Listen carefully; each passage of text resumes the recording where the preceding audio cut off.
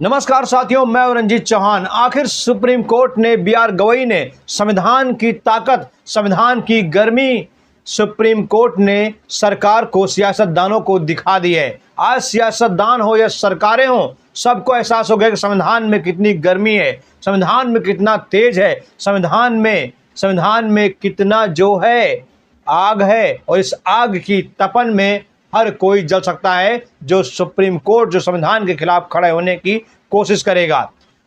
अब मैं आपको एक बात दिखाना चाहता हूं। दरअसल सुप्रीम कोर्ट ने बता दिया है कि देश चलेगा तो संविधान के हिसाब चलेगा, वरना नहीं चलेगा। सरकार चाहे जिसकी हो, चाहे भाजपा की हो, कांग्रेस की हो, किसी की हो, अब सरकार अगर चलेगी तो बी.आर. गवई के हिसाब चलेगी, संविधान के हिसाब चलेगी। साथियों, सुप्रीम कोर्ट ने राष्ट्रपति और राज्यपाल की समय सीमा तय कर दी है, उनकी औकात उनको बता दी है, उनकी हैसियत उनको बता दी है। राज्यपाल की हैसियत 3 महीने रखी है और राष्ट्रपति की 1 महीने, माफ कीजिएगा, राष्ट्रपति की हैसियत रखी है 3 महीने और राज्यपाल की 1 महीने। मतलब कि राष्ट्रपति और राज्यपाल को अपने अपने तय किए गए समय सीमा के अंदर बिल पर एक्शन लेना होगा, बिल पर फैसला लेना होगा। अब देखिए, मेरे आजू बाजू आपको दो कानून दिख रहे हैं। एक कानून है मोदी सरकार का बनाया हुआ और एक कानून है गैर भाजपाई सरकार का बनाया हुआ। भाजपाई सरकार का कानून राष्ट्रपति महोदया टपाक से पास कर देती हैं, छपाक से पास कर देती हैं। ऐसा लगता है जैसे कि वो ब्लैंक पेपर पर साइन करके वो बैठी हों। और एक तरफ कानून है गैर भाजपाई सरकार का, जिसे 3 सालों तक राष्ट्रपति महोदया ने रोक के रखा, राज्यपालों ने रोक के रखा।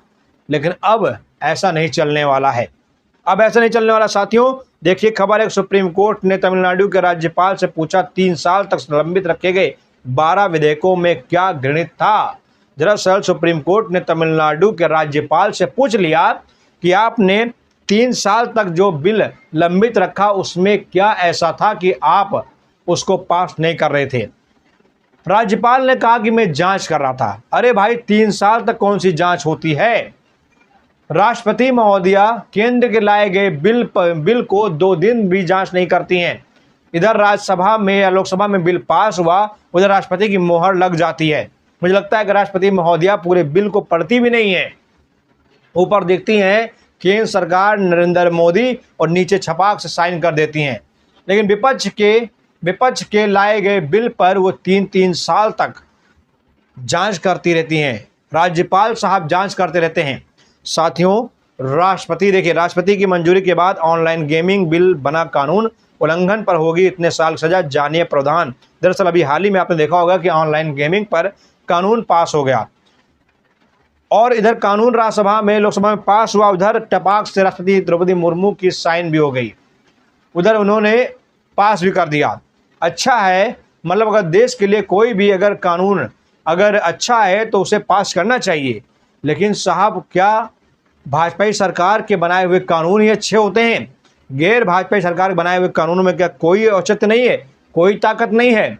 लेकिन नहीं, मुझे लगता है कि जो राज्यपाल हैं और जो राष्ट्रपति हैं, उन्हें भाजपाई के बनाए हुए कानूनों में शहद नज़र आता है, और जो गैर भाजपाई सरकार के बनाए हुए कानून हैं, उनके जो विधेयक हैं, उनमें उन्हें शायद मिर्ची नज़र आती है, तीखा लगता है। लेकिन दोस्तों, सवाल ये है कि ये सब चीज़ें सिर्फ दलाली की हैं। मतलब कि अगर भाजपा के दलाली करने में अगर इन्हें कुछ मलाई मिलती है, दलाली करने में क्या हर्ज है।